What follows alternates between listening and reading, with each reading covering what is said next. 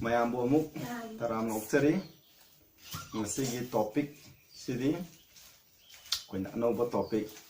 maroina three angel message se karino haiba asigi maramda koina nainamin asi masi khangba habse amna maru waisnaw sing haiba masigi message se revelation 14 gi 6 to 12 ta phangmani koina step by step mathang nainasi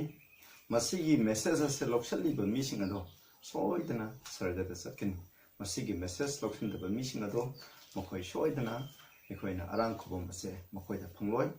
masigi wapao se ekoina pithibum phang kuding da sandokadam masi amaru ekoina ngasi maroina hanba first ekoina angel message ato karino madugi maramda ekoina kharani nasi ekoina ahopda ekoina ishwara prathana tawse Sagada raiba yan mung shabat huga na iba paisho na poinya litana thagatsare masigi yai pharaba numit asida ikoina maroina transfer message sai nasidagi serenaina mathang ikoina naina ba hogdori masida na ki sengla ba thawai asem sambiduna aina ngam khudimung na ki anunggi matung ina wahen view tagadru mung khuding da suna na por pina biduna masigi asumba de khangan view amsung pithiba phung khuding da sung pokung ban view Prabhu Jisu Krista in the Kutunzari. Amen. Ekoi Daniel Revelation jun nainaba hukrabani adubu maduna atopuna miram dalakani nase ekoi chase Revelation 14 gi mase 6 ta hana passe masina hanba sagadut ki opawni trend message hanba verse 6 and I saw another angel fly in the midst of heaven Adi sargagi marakta in the sargadut ama paibu wi having the everlasting gospel lomba na idaba gospel ado mahagna on the lay to praise handonaba unto them that dwell on the earth bithibi the lay ba missing adu da aiba lomba na idaba gospel assist handonaba makoi the mangon the lay to every nation and kindred and tongue and people zat khuding da aduga lon khuding da mi khuding da haidi pitib da label jati nungchi tribe khudimokta haribo pause sandok naba lai hai aduga masida aduga seven saying with a loud voice obo konjana hai fear God and give glory to him for the hour of his just man is come and worship him that made heaven and earth the sea and the fountains of water shobukyu mangonda mating mangan piu maramdi mahaki wan bagi matam lae malam prithibi samudra aduga sarga bu semliba amasung isingi phutsing punamaku sembiba mapu asibu khuramu ha sinawsa aduna ngasidi aikoina yengba tai aikoina moroina verse 6 asida aikoina ngasidi emphasis bigini everlasting gospel hai adun ahanba sagatuna poraiba aphabo pawji karino everlasting gospel hai mathang dai khoina verse 7 asida satin nasi khara phadana yengminase what is the gospel what is the everlasting gospel lomba nai da gospel hai se karino haiba asigi maramda ai khoina yengminase masigi gospel ase prithvi da laiba jat khuding da mipum khuding ta sandokadabni karigi damak sandokadabno maramdi haidi basi yam maru oibigi damak prithvi da laiba jat khuding ma mipum khuding makta sandoknaba ishona hairiba sagadu asida biribani aduna ekhoina hojik yengminase madudi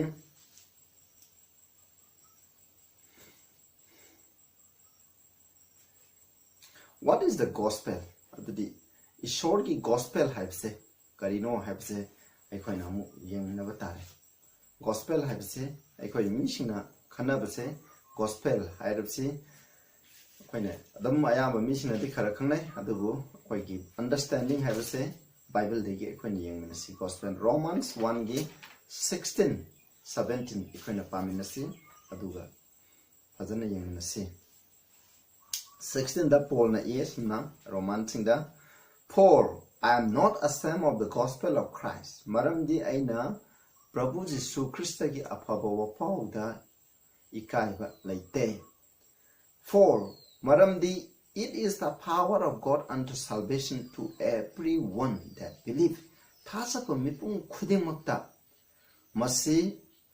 arang kubamgi sakti pi hai masin ishogi sakti do pi masina ishogi sakti do pi to the Jews first aham the Jews singda and also to the Greek aduga mathang the Greek ta hai verse 17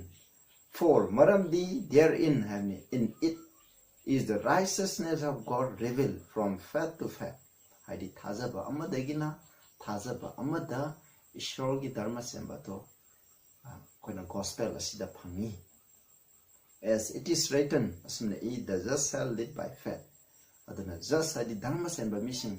he who through faith is righteous shall live happen atopa koina version sinda paaba taragadi atmaina hai haidi thazaba gi mapana dharma semba phangba mission aduna masi hangani haini adu aikoina hojik masida aikoina yengba tai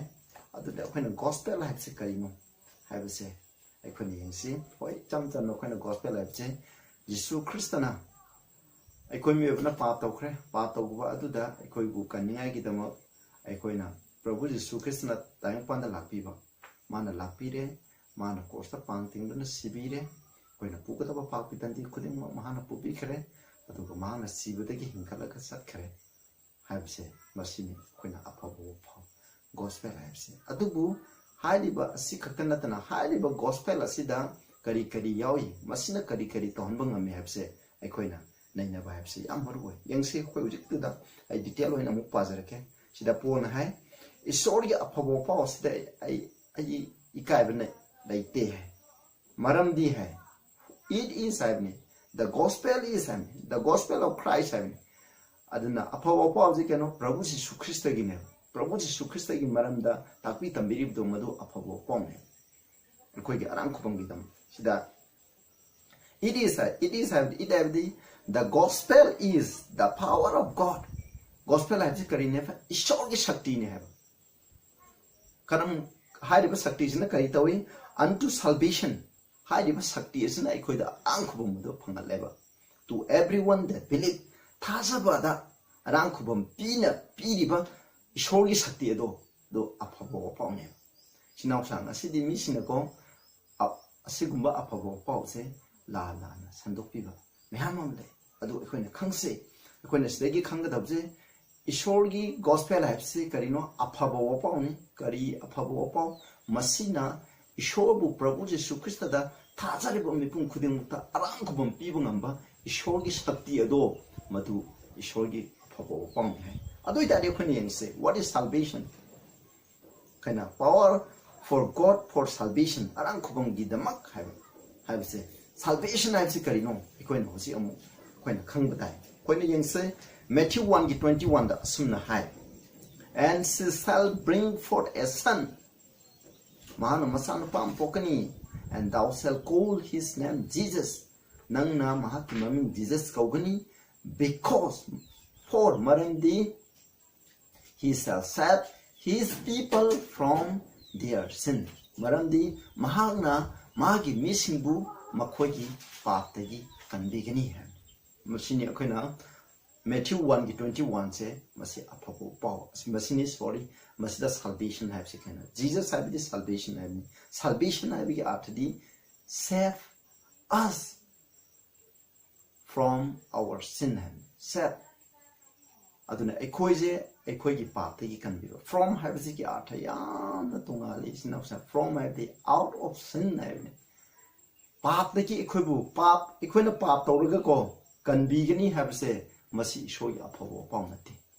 ekoi na ngasai kere sakti pi have ni sakti pi do kaino kanda pap tawduna leiba ekoi je pap tawhundana leiraga kandiba do madu aran khubum ko Prabhu Jesu Krishna sibse nang ai pap tawraga sum papi oina ko ekoi bu kandigini hena sibiki banate papi oibedo tohallaga dharma chamba mi oilaga ekoi bu kandigini habido madune aran khubum haje save from sin haje not save in sin ekoi je koina pap tawraga ko pap tawna aikoi ishona kaidong sukan kambiroi hairiba wapa ase mafam amata da phungde masi aikoina khangadabni aduga mathangda mu yengchin tu hum hairiba arang khubum se kanada pi hairiba gospel ase kanada pi gospel ase arang khubum pi karamba mi da pi haibamta to everyone that believe have thazaba mi phung khudemukta haibni sinawsa ꯑꯩꯈꯣꯏꯅ ꯁꯤꯗ ꯑꯃꯨꯛ ꯑꯩꯈꯣꯏꯅ ꯊꯥꯖꯕꯁꯦ ꯑꯩꯈꯣꯏꯅ ꯌꯦꯡꯕ ꯌꯥꯏ ꯑꯩꯈꯣꯏꯅ ꯊꯥꯖꯕ ꯍꯥꯏꯕꯁꯤ ꯀꯔꯤꯅꯣ ꯍꯥꯏꯕ ꯃꯇꯝꯗ ꯑꯩꯈꯣꯏꯅ ꯍꯧꯖꯤꯛ ꯊꯥꯖꯔꯒꯗꯤ ꯍꯧꯖꯤꯛ ꯌꯥꯝꯅ ꯃꯤꯁꯤꯡꯅ ꯁꯟꯗꯣꯛꯄ ꯂꯩ ꯊꯥꯖꯔꯒꯗꯤ ꯂꯣꯏꯔꯦ ꯍꯥꯏꯕ ꯋꯥꯄꯥꯎ ꯃꯌꯥꯝ ꯁꯟꯗꯣꯔꯦ ꯃꯗꯨ ꯅꯠꯇꯦ ꯊꯥꯖꯕ ꯍꯥꯏꯕꯁꯦ ꯅ ꯑꯁꯦꯡꯕ ꯊꯥꯖꯕ ꯍꯥꯏꯕꯁꯦ ꯂꯩꯕ ꯇꯥꯔꯒꯗꯤ ꯑꯩꯈꯣꯏꯅ ꯏꯁꯣꯔꯅ ꯍꯥꯏꯕ ꯏꯟꯒꯅꯦꯕ ꯏꯁꯣꯔꯅ ꯍꯥꯏꯕ ꯏꯟꯗꯕ ꯊꯥꯖꯕ ꯑꯁꯤꯗꯤ ꯐꯣꯜꯁ ꯒꯣꯁꯄꯦꯜꯅꯦꯕ ꯑꯩꯈꯣꯏꯅ ꯁꯩꯇꯥꯟꯅꯁꯨ ꯏꯁꯣꯔꯕꯨ ꯊꯥꯖꯩ ꯑꯗꯨ ꯃꯍꯥꯛ ꯏꯁꯣꯔꯅ ꯍꯥꯏꯕ ꯏꯟꯗꯦ ꯃꯉꯣꯟꯗ ꯂꯩꯔꯤꯕꯁꯤ ꯀꯩꯅꯣ ꯃꯉꯣꯟꯗ ꯐꯣꯜꯁ ꯐꯦꯠ ꯂꯩ ꯑꯩꯈꯣꯏꯅ ꯃꯁꯤ ꯑꯩꯈꯣꯏꯅ ꯃꯇꯝ ꯈꯨꯗꯤꯡꯗ ꯑꯩꯈꯣꯏꯅ ꯀꯥꯎꯔꯣꯏꯗꯕꯅꯤ ꯑꯗꯨꯅ ꯊꯥꯖꯕ ꯍꯥꯏꯕꯁꯤ ꯖꯦꯝꯁ 2:7 ꯐꯦꯠ ꯋꯤꯗꯥꯎꯠ ꯋꯥꯛ ꯏꯁ ꯗꯦꯠ ꯍꯥꯏꯕꯅꯤ ꯊꯥꯖꯕ ꯊꯕꯛ ꯌꯥꯎꯗꯕ ꯊꯥꯖꯕꯗꯤ ꯑꯁꯤꯕꯅꯤ ꯍꯥꯏꯕꯅꯤ ꯑꯗꯨꯅ ꯑꯩꯈꯣꯏꯅ ꯄ꯭ꯔꯚꯨ ꯖꯤꯁꯨ ꯈ꯭ꯔꯤꯁꯇꯉꯣꯟꯗ ꯇꯁꯦꯡꯅ ꯊꯥꯖꯕ ꯂꯩꯔꯒꯗꯤ ꯑꯩꯈꯣꯏ ꯃꯥꯅ ꯍꯥꯏꯕ ꯏꯟꯒꯅꯤ ꯃꯥꯕꯨ ꯅꯨꯡꯁꯤꯒꯅꯤ ꯍꯥꯏꯕꯁꯦ ꯑꯩꯈꯣꯏꯅ ꯃꯇꯝ ꯈꯨꯗꯤꯡꯗ ꯀꯥꯎꯐꯝꯁꯤ ꯃꯁꯤꯒꯤ ꯃꯔꯝꯗꯁꯨ ꯑꯩꯅ ꯑꯩꯒꯤ ꯑꯐꯕ ꯑꯩꯒꯤ ꯁꯦꯔꯤꯁ ꯃꯌꯥꯝ ꯑꯃ ꯂꯩꯈ꯭ꯔꯦ ꯃꯗꯨꯗꯤ true gospel of salvation by grace ꯍꯥꯏꯕꯒꯤ ꯁꯦꯔꯤꯁꯇ 8-9 ꯍꯦꯟꯅ ꯂꯩꯈ꯭ꯔꯕꯅꯤ ꯅꯈꯣꯏꯅ ꯍꯦꯟꯅ ꯚꯥꯞ ꯇꯥꯒꯦ ꯍꯥꯏꯇꯥꯔꯒꯗꯤ ꯃꯗꯨꯒꯤ ꯁꯦꯔꯤꯁꯇꯣ ꯃꯊꯪ ꯃꯅꯥꯎ ꯅꯥꯏꯅ ꯁꯩꯔꯦꯡ ꯍꯥꯏꯅ ꯌꯦꯡꯕꯤꯌꯨ ꯑꯗꯨ ꯃꯇꯝꯗ ꯐꯖꯅ ꯑꯩꯈꯣꯏꯅ ꯈꯪꯒꯅꯤ ꯃꯁꯤꯅꯦꯕ ꯏꯆꯤꯟꯅꯥꯎꯁꯤꯡ ꯑꯗꯨ ꯑꯩꯈꯣꯏꯅ ꯑꯃꯨꯛ ꯌꯦꯡꯁꯤ gospel ꯑꯁꯤꯗ ꯀꯔꯤ ꯌꯥꯎꯒꯦ ꯍꯥꯏꯕꯁꯦ what is revealed in the gospel ꯍꯥꯏꯕꯁꯦ ꯑꯩꯈꯣꯏꯅ verse ꯑꯩꯈꯣꯏꯅ 17ꯗ ꯑꯃꯨꯛ ꯌꯦꯡꯁꯤ ꯃꯁꯤꯗ for ꯃꯔꯝꯗꯤ there in ꯍꯥꯏꯕꯗꯤ in it ꯍꯥꯏꯕꯅꯤ in it ꯍꯥꯏꯕꯗꯤ gospel ꯑꯁꯤꯗ is the righteousness of God revealed ꯍꯥꯏꯕꯅꯤ ꯏꯁꯣꯔꯒꯤ ꯑꯐꯕ ꯄꯥꯎ ꯑꯁꯤꯗ ꯀꯔꯤ ꯌꯥꯎꯏ ꯏꯁꯣꯔꯒꯤ ꯙꯔꯃ ꯁꯦꯝꯕ ꯑꯗꯨ ꯐꯣꯡꯗꯣꯛꯏ ꯍꯥꯏ from faith to faith ꯊꯥꯖꯕ ꯑꯃꯗꯒꯤꯅ ꯊꯥꯖꯕ ꯑꯩꯈꯣꯏꯅ ꯆꯠꯂꯤꯕ ꯄꯨꯟꯁꯤꯒꯤ ꯈꯣꯡꯊꯥꯡꯒꯤ ꯊꯥꯖꯕꯒꯤ ꯑꯩꯈꯣꯏꯅ ꯁ꯭ꯇꯦꯞꯁꯤꯡꯅꯤ ꯑꯩꯈꯣꯏꯅ ꯆꯠꯂꯤꯕꯁꯦ ꯑꯩꯈꯣꯏꯅ ꯇꯧꯔꯤꯕ ꯊꯕꯛ ꯈꯨꯗꯤꯡꯃꯛ ꯊꯥꯖꯕꯒꯤ ꯍꯥꯏꯕ ꯏꯟꯕ ꯍꯥꯏꯕꯁꯦ ꯑꯩꯈꯣꯏꯅ ꯈꯨꯗꯤꯡꯃꯛꯁꯦ ꯑꯩꯈꯣꯏꯅ ꯑꯔꯥꯡ ꯈꯨꯕꯝꯒꯤ ꯁ꯭ꯇꯦꯞ ꯈꯨꯗꯤꯡꯃꯛꯁꯦ ꯃꯁꯤ ꯊꯥꯖꯕꯅꯤ ꯍꯥꯏꯔꯤꯕ ꯑꯩꯈꯣꯏꯅ ꯑꯔꯥꯡ ꯈꯨꯕꯝ ꯐꯪꯅꯤꯡꯉꯥꯏꯒꯤ ꯈꯣꯡꯊꯥꯡ ꯊꯥꯡꯂꯤꯕ ꯁ꯭ꯇꯦꯞꯁꯤꯡ ꯑꯁꯦ ꯃꯁꯤꯗ ꯀꯩꯗꯧꯕ ꯈꯣꯡꯊꯥꯡ ꯈꯨꯗꯤꯡꯗ ꯊꯥꯖꯕꯅ ꯆꯠꯂꯤꯕ ꯈꯣꯡꯊꯥꯡ ꯈꯨꯗꯤꯡꯗ ꯏꯁꯣꯔꯒꯤ ꯙꯔꯃ ꯁꯦꯝꯕ ꯑꯗꯣ ꯐꯣꯡꯗꯣꯛꯏ ꯍꯥꯏꯕꯅꯤ ꯃꯁꯤꯗ ꯑꯗꯨꯅ ꯏꯁꯣꯔꯒꯤ ꯑꯐꯕ ꯄꯥꯎ ꯁꯟꯗꯣꯛꯄ ꯃꯤꯅ ꯏꯁꯣꯔꯒꯤ ꯑꯐꯕ ꯄꯥꯎ ꯃꯌꯥꯝ ꯁꯟꯗꯣꯛꯑꯒꯁꯨ ꯃꯁꯤꯗ ꯑꯩꯈꯣꯏꯅ ꯙꯔꯃ ꯁꯦꯝꯕꯁꯦ ꯃꯁꯤ ꯎꯠꯇꯕ ꯇꯥꯔꯒꯗꯤ ꯙꯔꯃ ꯁꯦꯝꯕ ꯌꯥꯎꯗꯕ ꯇꯥꯔꯒꯗꯤ ꯃꯗꯨ ꯑꯁꯦꯡꯕ ꯒꯣꯁꯄꯦꯜ ꯅꯠꯇꯦ ꯍꯥꯏꯕꯁꯦ ꯑꯩꯈꯣꯏꯅ ꯃꯇꯝ ꯈꯨꯗꯤꯡꯗ ꯑꯩꯈꯣꯏꯅ ꯀꯥꯎꯒꯨꯝꯁꯤ ꯑꯗꯨꯗꯤ ꯑꯩꯈꯣꯏꯅ ꯑꯃꯨꯛ ꯌꯦꯡꯁꯤ what is righteousness ꯙꯔꯃ ꯆꯦꯟꯕ ꯍꯥꯏꯕꯁꯤ ꯀꯔꯤꯅꯣ ꯑꯩꯈꯣꯏ ꯕꯥꯏꯕꯜꯗ ꯑꯗꯨꯝ ꯗꯤꯐꯥꯏꯟ ꯇꯧꯖꯒꯅꯤ ꯑꯩꯈꯣꯏꯅ ꯃꯊꯪꯗ ꯑꯃꯨꯛ ꯌꯦꯡꯁꯤ 1 John 2:29 hai sumna he that doeth righteousness is born of God hadi dharma senba tauba mahak atu ishordagi poi hai hadi dharma senba mahak atu ishordagi popani hai masin ishordagi popai bi ishorgi masa 1 John 3:9 da hamne ishordagi popa mi pong khudemana pap taude hai koina hare ishordagi popa mi aduna dharma seli ishordagi popa mi aduna pap taude maramdi ishorgi maru ado mangunda lay he cannot sin because he is born of God hani mahana pap tawbang amde maramdi mahak ishorgi pokmani adudi akoina sidagi yenga tare adudi ishorgi pokmi sina dharma seli hai adudi ishorgi pokmi sina pap tawde hai adudi dharma sen basi karino bible na simply define dharma sen ba habsidi kano pap tawdu adubu dharma sen bane ꯑꯩꯈꯣꯏꯅ ꯉꯁꯥꯏ verse 16ꯗ ꯄꯥꯕꯒꯤ ꯃꯇꯨꯡꯏꯟꯅ ꯏꯁꯣꯔꯒꯤ ꯑꯐꯕ ꯄꯥꯎ ꯑꯁꯤꯅ ꯀꯔꯤ ꯄꯤꯌꯦꯕ ꯑꯩꯈꯣꯏꯗ ꯑꯔꯥꯡ ꯈꯨꯕꯝ ꯄꯤ ꯍꯥꯏꯕ ꯍꯥꯏꯔꯤꯕ ꯑꯔꯥꯡ ꯈꯨꯕꯝ ꯑꯁꯤꯗꯤ ꯀꯃꯥꯏꯅ ꯄꯤꯕ꯭ꯔꯥ ꯍꯥꯏ ꯀꯥꯟꯗ ꯑꯩꯈꯣꯏꯗ ꯙꯔꯃ ꯊꯥꯖꯕ ꯃꯤ ꯑꯗꯨꯗ ꯑꯩꯈꯣꯏꯗ ꯙꯔꯃ ꯁꯦꯝꯕꯗꯣ ꯐꯪꯍꯜꯂꯒꯅꯦꯕ ꯑꯗꯨꯅ ꯑꯩꯈꯣꯏꯅ ꯉꯁꯥꯏ ꯍꯥꯏꯈ꯭ꯔꯦ salvation ꯍꯥꯏꯕꯁꯨ save from sin ꯍꯥꯏꯕꯅꯤ ꯑꯩꯈꯣꯏꯅ ꯇꯧꯔꯤꯕ ꯄꯥꯞ ꯊꯥꯗꯣꯛꯍꯜꯂꯒ ꯑꯩꯈꯣꯏꯕꯨ ꯑꯅꯧꯕ ꯙꯔꯃ ꯁꯦꯝꯕ ꯄꯨꯟꯁꯤ ꯑꯃ ꯍꯤꯡꯍꯜꯂꯒ ꯀꯟꯕꯤꯕ ꯑꯗꯨꯕꯨ ꯑꯩꯈꯣꯏꯅ ꯑꯔꯥꯡ ꯈꯨꯕꯝ ꯀꯧꯏ ꯍꯥꯏꯕꯗꯤ ꯙꯔꯃ ꯁꯦꯝꯕꯁꯦ ꯃꯁꯤꯗ ꯂꯩ ꯑꯗꯨꯒ Psalm 119ꯒꯤ 170 to the high sumna for all thy commandments are righteousness masidagi tai madudi ishogi yathang makai Exodus 20 gi aikoina 1 to 17 da yawriba 10 commandment hai ishona aikoida pi kharba yathang gudama ase 10 commandments se masi given masi nungsibada yumphom oida pibni hairiba yathang khuding ase dharma sen bani hai adunadi yathang yawdanadi 10 commandment yawdanadi law yawdanadi there is no righteousness dharma semba lete aduna pap habsu 1 John 3 ki 4 gi matungna pap habse kaineba sin is the transgression of the law thugaiba wayan jathang thugaiba 10 commandment thugaiba ase pamni ana hai aduna ngasai dharma semba habse kaino pap tawdo habdi wayan jatang thugai da bhai bane masi koina kamai to dana pap to dana hingani wayan jatang thugai dana hingani hai tadi masida ikhoina thajaba darkar lai masida kari darkar lai ishori shakti lai masida ishori afabo pau gospel adu darkar lai habse masida ikhoina mayek chen kami khoi amu yangse akoina kamaina kanagi mapana ikhoina dharma semba se phangani akhoi yangse afabo pau asida masida hai akoina Jeremiah 23:6 ta hai the Lord our righteousness akhoi ki dharma semba se kanane ba ishor Prabhu Jisu Krishna na akhoi ki dharma semba ni akhoi ishai go ba dharma semba karisu laite akhoi ki dharma semba karisu laite akhoi dharma semba di filthy rags ni haina Isaiah na phajana describe tawri sida asumna hai masini akhoi ki dharma semba Prabhu Jisu Krishna yaudane dharma semba laite 2 Corinthians 5:21 da asumna ai pajarke 2 Corinthians 5:21 da for our sake he made him to be sin for us who knew no sin akhoi ki maram gi dama ipa ishona Prabhu Jisu Krishna ase akhoi gi dama pap ohele hai mangonda pap tawte mangonda pap hai sema sakhangde hai mana pap khangde so that in him we might become the righteousness of God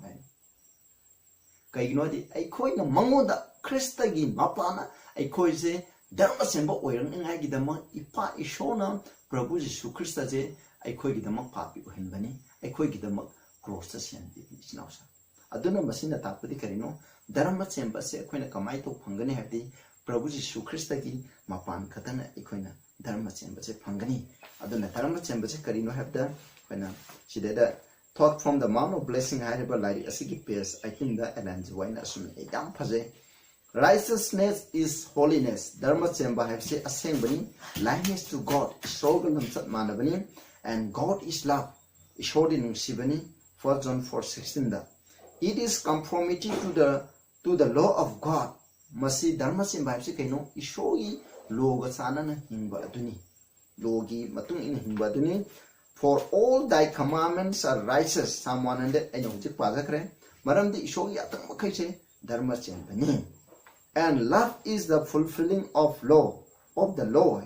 aduga nungsiba habsina law asibu makung phan bani Romans 13:10 nungsiba laiba matam da ikhoina wain da thang makung phan bangam gani nungsiba laitar kali pham ngamoy righteousness is love adana explain thore dharma semba se karine nungsibani ko and love is the light and life of God nungsiba habsina ishorgi mangan amasung ishorgi punsini the righteousness of God is embodied in Christ ishorgi dharma semba se Krista masada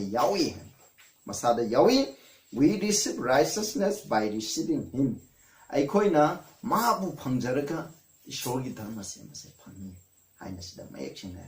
isnausa dudi aikoina dharma semba se karina haiba masida dharma semba se nungsibani dharma semba se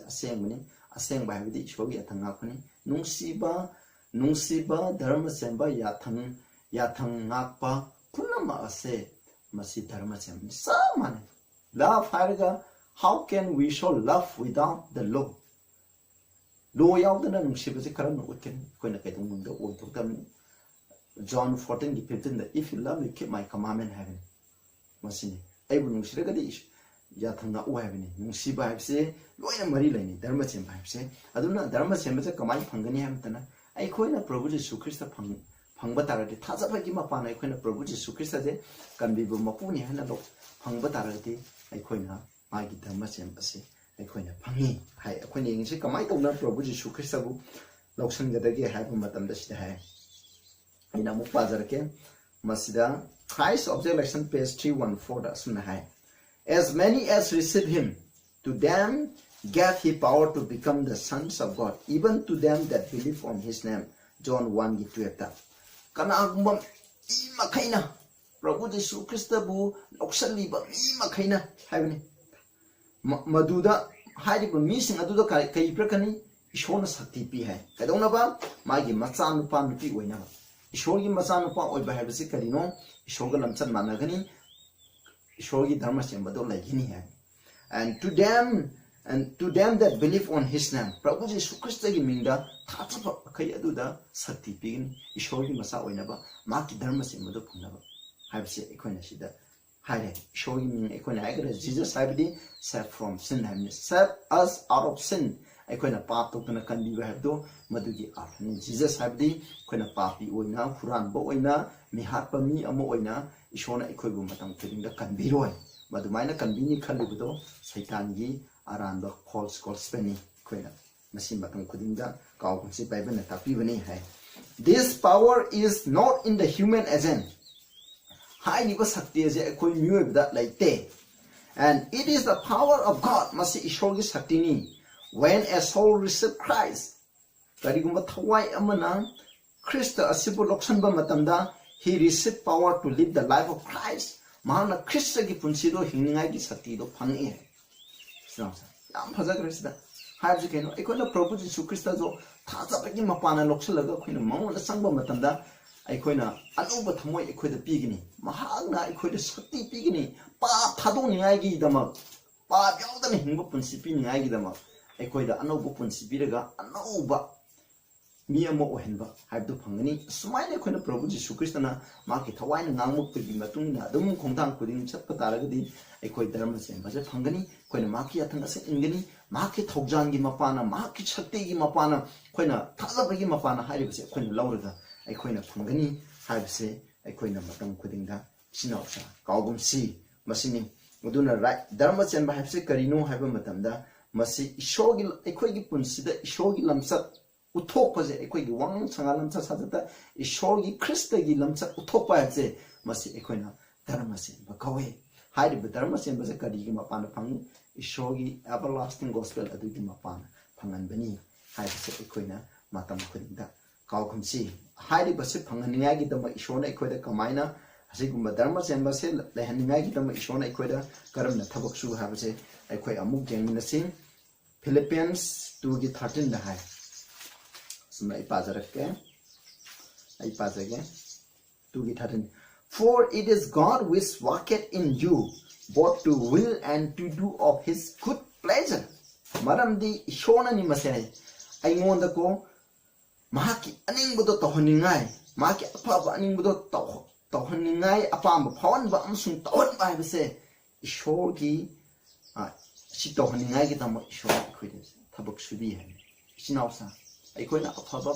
thabak toningai gi tamo hona base ishona ni apaba karinu haibse ishona aikoida ko khangan gani adugo masi ju tohongini hai aikoi isai thandagi panganna masi tawba ngambagi sakti ase aikoina sinausa aikoida leiba nate masi aikoina matam khudingda aikoina kaugumsi haibse masini aikoina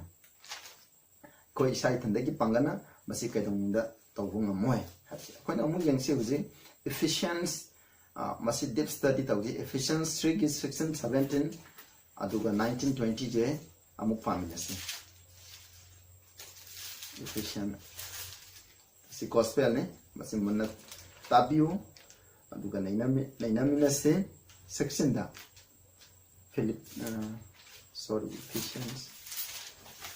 Ephesians 3 je 3 ke pajarake ai pajarage 6 da that he would grant you mahana namon the pin ngai dama according to the riches of his glory maki matik mangan gi ina khunba adugi matung ina maki glory hapsi karino ishogi glory hapdi ishogi lamchani maduna mathangi sarmanda ko ekona verse Revelation 16 gi 14 gi 7 ro maduda ina glory karino hapda naino koda yaro kan sidade explain to jaro again to be strengthened with might hani pangan na ikhu pangan kanin ba by his spirit thawaina in the inner man adi nongna poba khoi gi thamoi anoba mi aduda ishogi thawai aseng gi mapana aikoi bu pangal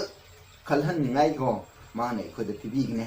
kari gi damak pangan tibi duino haji yengche that Christ may dwell in your hearts by faith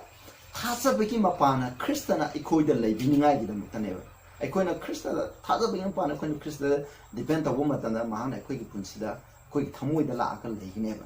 khoi thamoi da lagadi si tok haibse man oina control tawro kaneba madu control tawba matam da khoina pa baudana hingba nganguni haibse sinausa thajabiyo that ye being rooted and grounded in love maduda kaidoba ikhoje nungsibada koina yumpham amasung mara taragane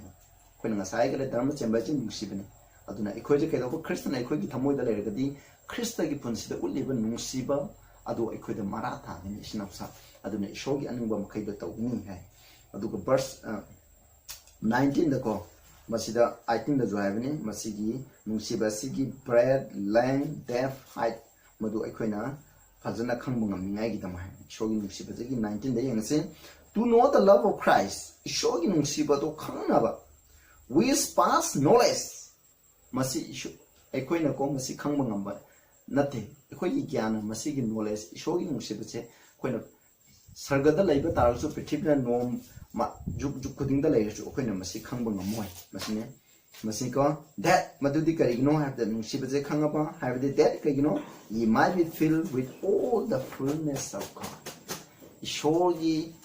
mapung phabado ikhoida lainaba fullness of God habigi athadi ishogi mapung phabalam sa sadato Christagi mapung phabalam sa mahaki punsi ado ikhoida mapung phana lainingai tama haibani sinausa masi karigi mapana Kristna ikhoida leibiba adugi mapana mahaki mating mangana ikhoida pangan shakti pibibodo adugi mapana masida lay heaven verse 20 hai now unto him that is able to do exceeding abundantly above all that we ask or think aikoina khanba natraga aikoina hangba atu dagi hand thoito hendongna manang kaina aikoi masi mahana aikoida tawbiba ngami hamni according to the power that worketh in us aikoida subiriba sakti atugi matung ina haibni masina have verse 20 have keno ishogi sakti gi mapana aikoina tawbu ngandaba kaishu leite aikoina khanba aikoina hangbudo madudagi hen ishona aikoida tawbigani aikoigi punsi hangab ishor ai pabyaudana nangi dharma semba punsi do phungjage ena aikoina hangkrabra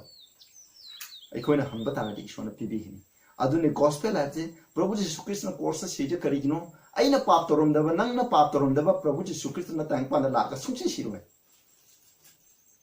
pap tawba adugi damang mahana lak sibiribne aikoina phanggadaba dandi do mahana phambiribne aduga am kaidoba aikoje dharma semba mi uhaningai gi dam kaneba aduna ifada akoina pap tawga akoi kanbiba taragadi ifada amna pap tawba mata somnaki masam khatani makoina tawbududi only eating an unforbidden fruit shona chagno haibu uhai tum khak chabagi ni makoina pap tawbase kai shu lai bina te masi pap je hojiki miyeng de yeng bataradi adu tadi shona ngapiram ba yana madu ngapiram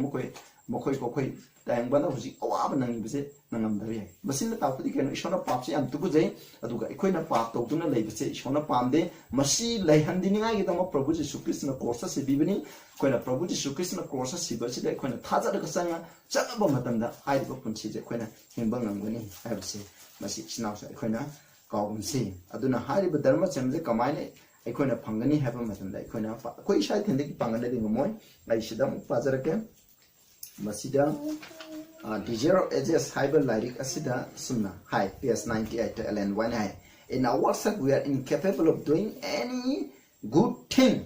Aikoina ko aikoi sai thatna.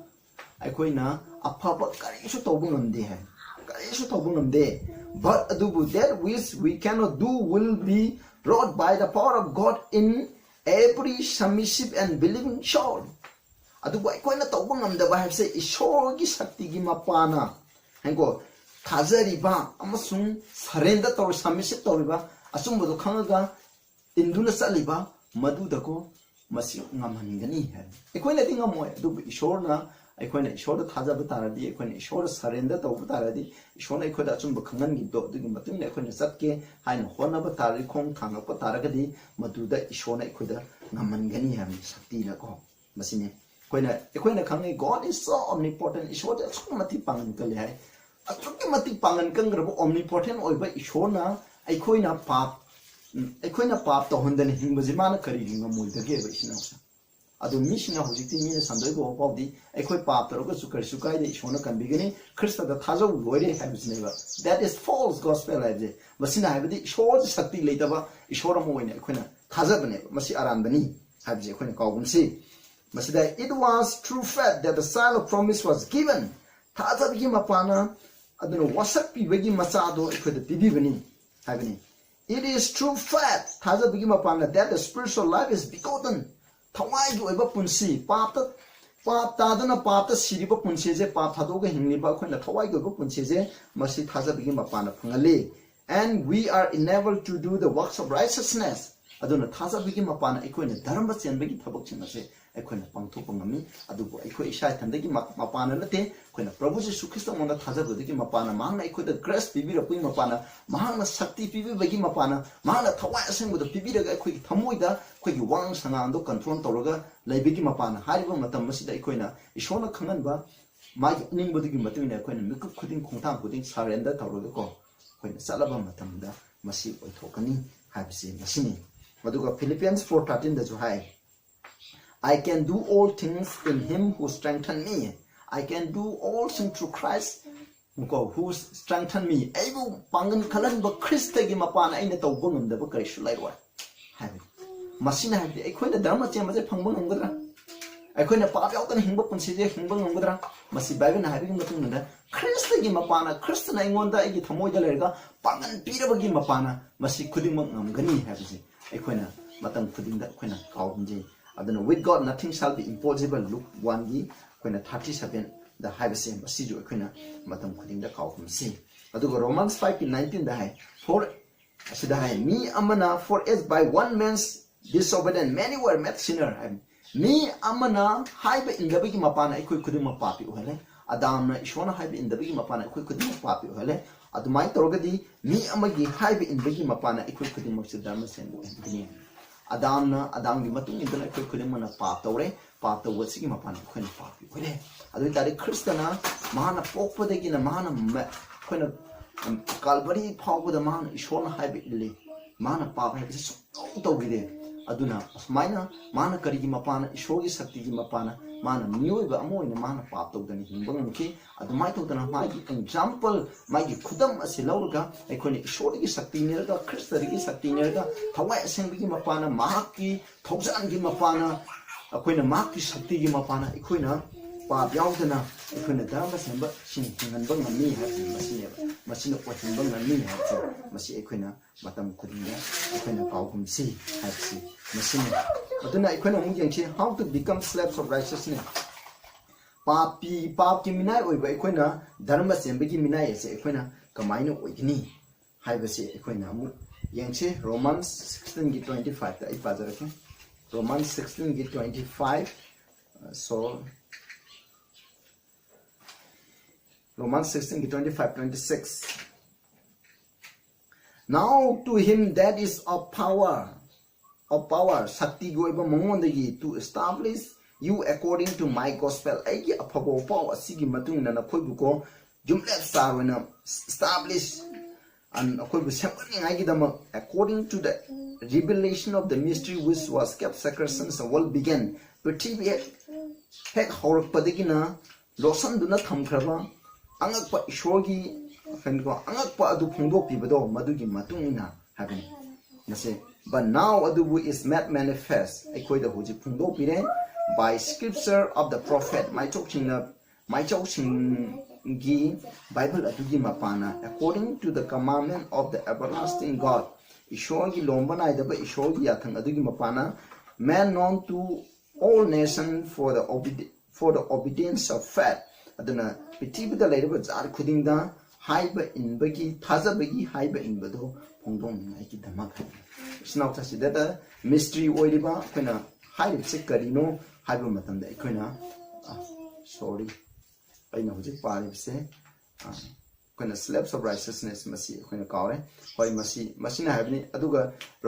Romans 16:25-26 na haibje aina hojik aina mamang do lale ai mathang pajar ke hojina harisi karino hai kanda ikhoina gospel asina ikhoide keroba obedience of faith for upon me khoina lotuna labapa khoina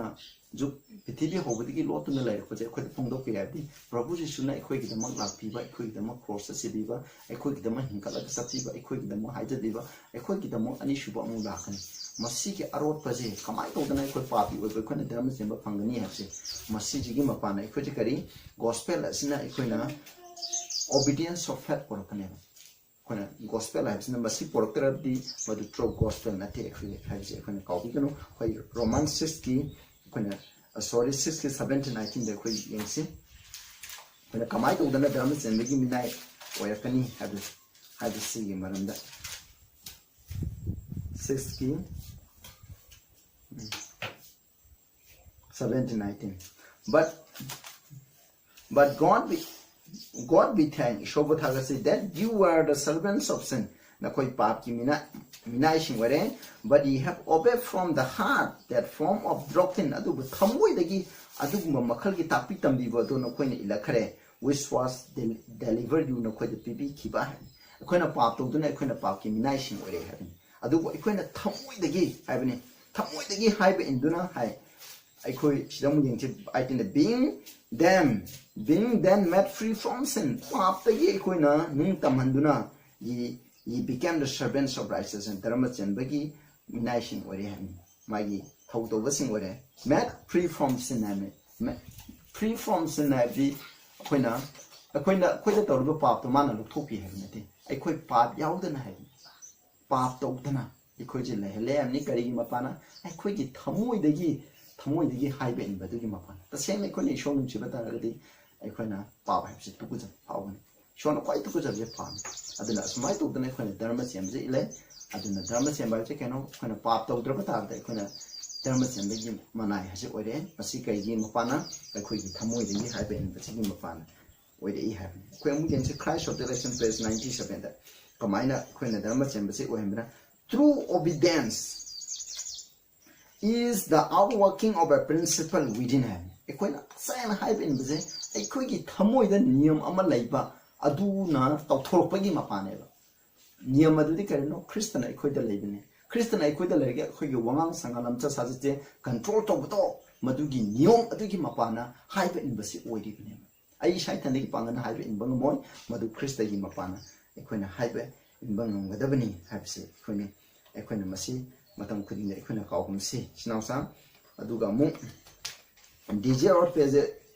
671 dasnai the very image of God is to be reproduced in humanity. Economy webs that shogi satamado putokadavani. When reproduced of Budamni, the honor of God, the honor of Christ is involved in the perfection of the character of his people. Ecogi missioner shogi lamsat mapung, ecogi missioner lamsat mapung paba, the Christa lamsat mapung pab the Levamatunda, ecoine shogi kai kundavang hai. When Matandi Jangse, Sarata message book 2 give page 106 high. Christ came to our world to represent the character of God as it is represented in his holy law. Ishogi assemble like the utpiba phongdokpiba atugi matungna ishogi lamchadase prithvi da uningai damo Prabhu Jesu Christ na lakhibani habse khona ishogi law sida adum irakani for maran his law is a transcript of his character. Ishogi law ase mahaki lamsad adu aibane Piraga Pibudune. Yatan Ishol Kanano habse, Ishogi Lamsa Karino habse, Ishogi Wayne Yatan, Tanatapani, Masina Tanadi, when tapon Machine habse. Masi Ishogi Lamsate Sini have to Utpalane. Christ was both the law and the gospel. Christana gospel the Dusini, law adusineva. Aduna gospel a siki mapana law to high illiveneva. Kuna loga gospel gazematum putting the Tadopila de gospel. Low habsina kuna yatantara gospel habsina ishogi lodo imbang mangani low habsina ikoi ishogi gospel Christa je darka lai low habsina ikoi pap utkini masina Christa darka lai hatu utineva. The angel that proclaimed the everlasting gospel proclaimed the law of God. Lomba na dabi ishogo pop sandoli ba sargatut aduna ishogi law adusu autholi bani. For the gospel of salvation brings man to the obedience of law. Maram the gospel of salvation arang kubang gospel asina mise ishogi law adu haibe in bada for the e whereby masigi mapana their characters are formed after the divine similitude. Hariba gospel asigi mapana ikoi lamsada se ishoga manana semba ngami hai kya da phajakraba ishogi apo pom sinausa aduna gospel asigi mapana ikona ishogi law se inba ngami hariba masi ikona Pithibigi mapong kuding da ikona sando kadabani habsi machine snausa. Aduna akona Matthew 20 ati Great Commission da jipiri mapong kuding da salu hai mana tapi ki kuding matun ishogo pawgi mapong kuding da sando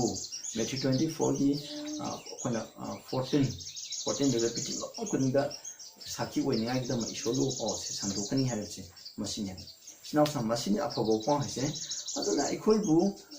ꯏꯁꯣꯔꯒꯤ ꯂꯣ ꯉꯥꯛꯄ ꯗꯔꯀꯥꯔ ꯂꯩꯇꯔꯦ ꯍꯥꯏꯅ ꯇꯥꯛꯄꯤꯔꯕ ꯈ꯭ꯔꯤꯁꯇꯗ ꯊꯥꯖꯕ ꯑꯁꯤꯅ ꯑꯩꯈꯣꯏꯕꯨ ꯂꯣꯏꯅ ꯑꯩꯈꯣꯏꯒꯤ ꯄꯥꯞꯇꯒꯤ ꯀꯟꯕꯤꯔꯒꯅꯤ ꯑꯩꯈꯣꯏꯒꯤ ꯗꯟꯗꯤꯗꯒꯤ ꯀꯟꯕꯤꯔꯒꯅꯤ ꯑꯩꯈꯣꯏꯅ ꯈ꯭ꯔꯤꯁꯇꯗ ꯊꯥꯖꯔꯒꯗꯤ ꯑꯩꯈꯣꯏꯅ ꯏꯁꯣꯔꯒꯤ ꯂꯣ ꯉꯥꯛꯄ ꯗꯔꯀꯥꯔ ꯂꯩꯇꯔꯦ ꯈ꯭ꯔꯤꯁꯇꯅ ꯁꯤꯕꯤꯕ ꯑꯁꯤꯗ ꯏꯁꯣꯔꯒꯤ ꯂꯣ ꯑꯗꯨ ꯄꯨꯗꯨꯅ ꯆꯠꯈ꯭ꯔꯦ ꯍꯥꯏꯅ ꯇꯥꯛꯄꯤꯔꯤꯕ ꯒꯣꯁꯄꯦꯜ ꯑꯁꯦ ꯃꯁꯤ ꯑꯔꯥꯟꯕ ꯒꯣꯁꯄꯦꯜꯅꯤ ꯑꯁꯦꯡꯕ ꯒꯣꯁꯄꯦꯜꯅ ꯑꯩꯈꯣꯏꯁꯦ ꯃꯇꯧ ꯀꯔꯝꯅ ꯄꯥꯞ ꯌꯥꯎꯗꯅ ꯍꯤꯡꯕ ꯄꯨꯟꯁꯤ ꯐꯪꯒꯅꯤ ꯄꯥꯞ ꯌꯥꯎꯗꯕ ꯄꯨꯟꯁꯤ ꯙꯔꯃ ꯆꯦꯟꯕ ꯏꯁꯣꯔꯒꯤ ꯙꯔꯃ ꯆꯦꯟꯕ ꯀꯃꯥꯏꯅ ꯐꯪꯒꯅꯤ ꯈ꯭ꯔꯤꯁꯇꯒꯤ ꯂꯝꯆꯠ ꯁꯥꯖꯠꯇꯨ ꯑꯩꯈꯣꯏꯒꯤ ꯋꯥꯉꯥꯡ ꯁꯉꯥꯡꯗ ꯏꯁꯣꯔꯒꯤ ꯁꯛꯇꯤꯒꯤ ꯃꯄꯥꯟꯅ ꯈ꯭ꯔꯤꯁꯇꯒꯤ ꯁꯛꯇꯤꯒꯤ ꯃꯄꯥꯟꯅ ꯑꯩꯈꯣꯏꯅ ꯃꯉꯣꯟꯗ ꯁꯔꯦꯟꯗꯔ ꯇꯧꯕꯗꯒꯤ ꯃꯄꯥꯟꯅ ꯍꯤꯡꯕ ꯉꯝꯃꯤ ꯍꯥꯏꯕꯁꯦ ꯃꯁꯤꯅ ꯂꯣꯝꯕ ꯅꯥꯏꯗꯕ ꯋꯥꯄꯥꯎꯅꯤ ꯍꯥꯏꯔꯤꯕ ꯋꯥꯄꯥꯎ ꯑꯁꯤ ꯑꯩꯈꯣꯏꯅ ꯃꯤꯄꯨꯝ ꯈꯨꯗꯤꯡꯃꯛꯇ ꯁꯟꯗꯣꯛꯄ ꯍꯥꯏꯕꯁꯤ ꯃꯁꯤ ꯑꯩꯈꯣꯏꯒꯤ ꯏꯊꯧꯅꯤ ꯉꯁꯤꯒꯤꯗꯤ ꯑꯁꯤꯗ ꯂꯣꯏꯔꯁꯤ ꯇꯥꯕꯤꯕ ꯃꯌꯥꯝꯗ ꯏꯁꯣꯔꯅ ꯕꯣꯔ ꯄꯤꯕ ꯑꯣꯏꯁꯅꯨ ꯑꯩꯈꯣꯏ ꯄ꯭ꯔꯊꯅꯥ ꯇꯧꯁꯤ ꯁꯒꯗ ꯂꯩꯕ ꯏꯄꯥ ꯏꯁꯣꯔ ꯌꯥꯝ ꯊꯥꯒꯠꯆꯔꯤ ꯑꯩꯈꯣꯏꯅ ꯄ꯭ꯔꯤꯊꯤꯕꯤ ꯈꯨꯗꯤꯡꯃꯛ ꯖꯥꯠ ꯈꯨꯗꯤꯡꯃꯛꯇ ꯁꯟꯗꯣꯛꯀꯗꯕ ꯂꯣꯝꯕ ꯅꯥꯏꯗꯕ ꯅꯍꯥꯛꯀꯤ ꯑꯐꯕ ꯄꯥꯎ ꯑꯁꯤ ꯀꯔꯤꯅꯣ ꯍꯥꯏꯕꯗꯨꯒꯤ ꯃꯔꯝꯗ ꯑꯩꯈꯣꯏꯅ ꯅꯩꯅꯈ꯭ꯔꯦ ꯃꯁꯤ ꯀꯥꯎꯍꯟꯕꯤꯒꯅꯨ ꯏꯄꯥ ꯏꯁꯣꯔ ꯑꯩꯈꯣꯏꯒꯤ ꯊꯃꯣꯏꯗ ꯂꯩꯍꯟꯕꯤꯌꯨ ꯑꯩꯈꯣꯏꯒꯤ ꯊꯃꯣꯏꯗ ꯑꯆꯨꯝꯕꯁꯤ ꯏꯟꯗꯨꯅ ꯄ꯭ꯔꯚꯨ ꯖꯤꯁꯨ ꯈ꯭ꯔꯤꯁꯇꯒꯤ ꯁꯛꯇꯤꯒꯤ ꯃꯄꯥꯟꯅ ꯃꯉꯣꯟꯗ ꯊꯥꯖꯕꯒꯤ ꯃꯄꯥꯟꯅ ꯃꯍꯥꯛꯅ ꯑꯩꯈꯣꯏꯗ ꯒ꯭ꯔꯦꯁ ꯄꯤꯕꯤꯕꯒꯤ ꯃꯄꯥꯟꯅ ꯑꯁꯤꯒꯨꯝꯕ ꯙꯔꯃ ꯆꯦꯟꯕ ꯄꯨꯟꯁꯤ ꯑꯗꯨ ꯑꯩꯈꯣꯏ ꯑꯣꯏꯕ ꯉꯝꯍꯟꯕꯤꯌꯨ ꯅꯍꯥꯛꯀꯤ ꯅꯤꯡꯊꯧ ꯂꯩꯕꯥꯛꯇ ꯆꯠꯄ ꯃꯄꯥꯟ ꯄꯤꯕ ꯑꯣꯏꯍꯟꯕꯤꯌꯨ ꯄ꯭ꯔꯚꯨ ꯖꯤꯁꯨꯒꯤ ꯃꯤꯡꯗ ꯈꯨꯔꯨꯝꯖꯔꯤ ꯑꯥꯃꯦꯟ